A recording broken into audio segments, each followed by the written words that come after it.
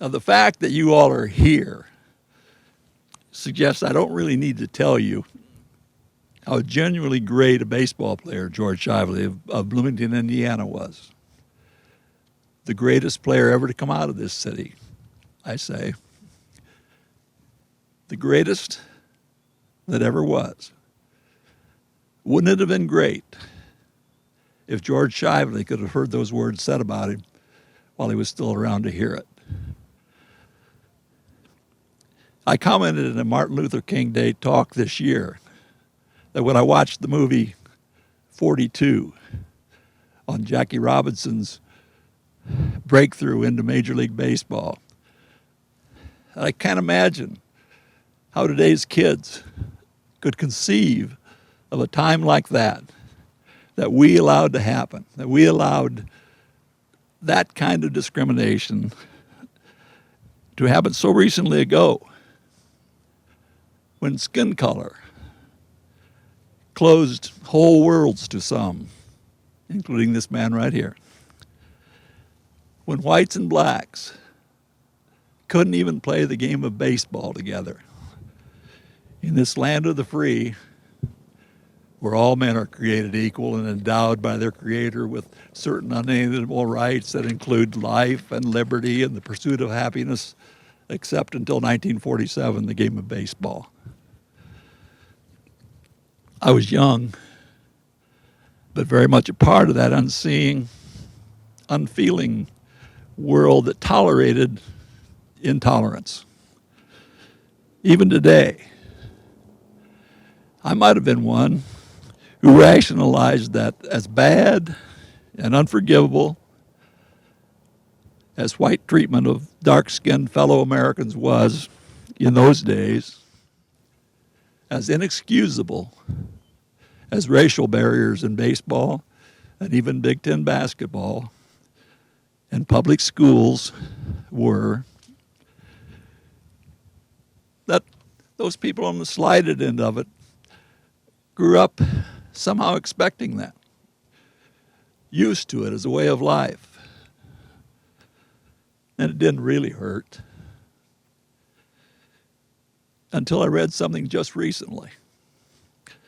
A poem written by the second baseman of the 1914 Indianapolis ABC's team. At the end of the season, which young outfielder George Shively won his first Most Valuable Player award. That came after that team had beaten the Chicago American Giants in a postseason playoff for the first Negro League championship. Their first Negro League championship. That same year, the two major leagues, the same ones we have now, the National American, had a competitor, an outlaw league called the Federal League, raided the majors and stole some players and put franchises across the country. And that first Federal League season in 1914, the championship team was the Indianapolis franchise, the Indianapolis Hoosiers.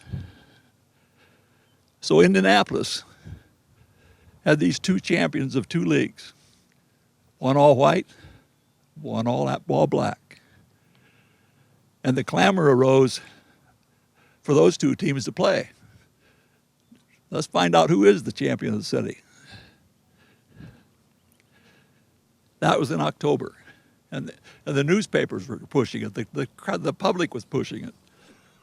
But the Hoosiers owner, a man named Billy Watkins, rejected it. And in a newspaper interview said, "I believe the attraction would bring splendid crowds. But I have too much to lose in the event my club should go down before the prowess of the colored boys."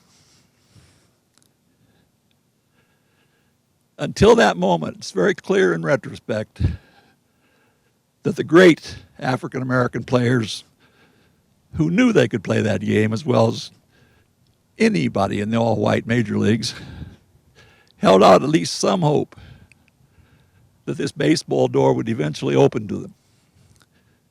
Just a matter of time.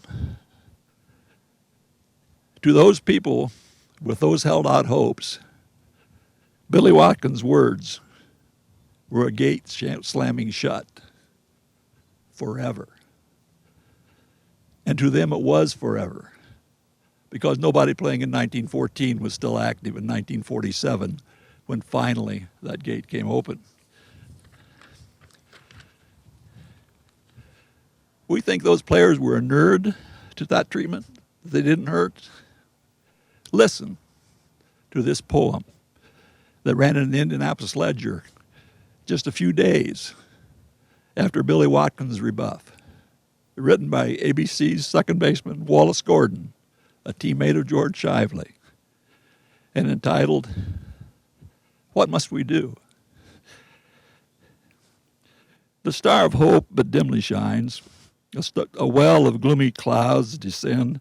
Each test we've tried from time to time seems yet still farther from the end. We strive to throw each thought aside and bury what should be the past. Each day brings new ones to decide and links our present with the past. The bells of freedom ring no more. Let even the echo die away. God grant us not to live it o'er, not even for one single day. But then, what can we mortals do who strive this feeling hard to cease? Each heart cries union through and through. Our very souls are seeking peace. We only ask our fellow brother, although ye be of different race, confide us all in one another and meet each other face to face. Let's strive to quell this hated feeling, for we but human, same as you. In attitude, we're humble, kneeling. If not this way, what must we do? That was 1914, exactly 100 summers before you in Bloomington started to hear about George Shively, started down the path that led to right here, right now. And you have been great. George Shively was buried right here 53 years ago, 97 years after Appomattox, 15 years after Jackie Robinson, without a line in the sports pages noting his death or his distinguished life. Died never having had one reason for him or his relatives to think his hometown was aware that he even existed, let alone for him to have ever heard their cheers, felt their pride. You know, on this Easter Sunday, when a religion is so much a part of George Shively's faith and my faith, I like to think that at last he's feeling that community pride today.